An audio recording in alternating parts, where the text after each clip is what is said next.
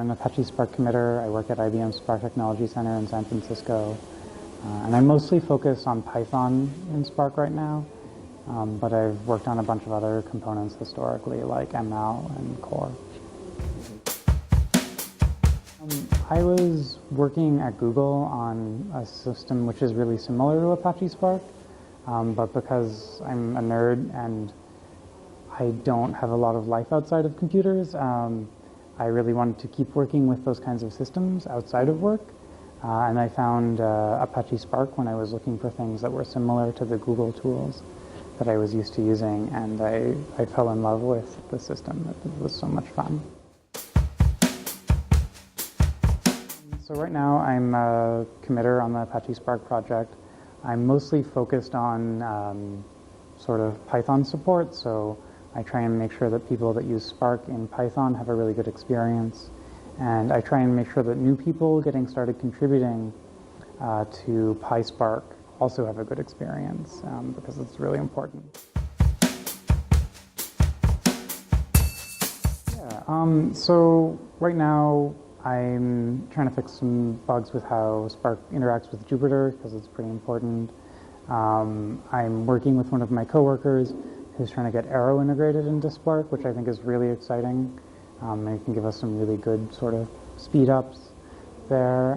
And I'm also just giving a lot of talks and helping people figure out how to use Spark in new and interesting ways.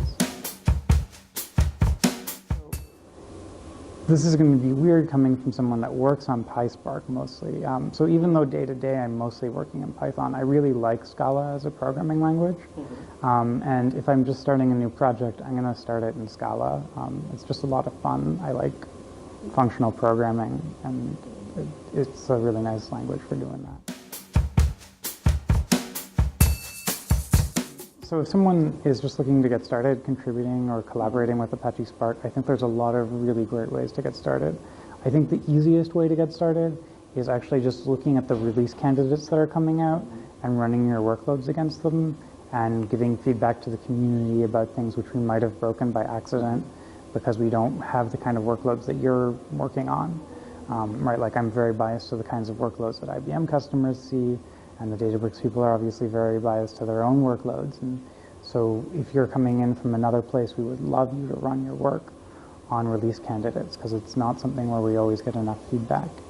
And then if you're looking to sort of contribute code, I think it's really easy to sort of start looking at the language bindings and look for places where the language bindings are falling short between the languages and just bringing that up to parity.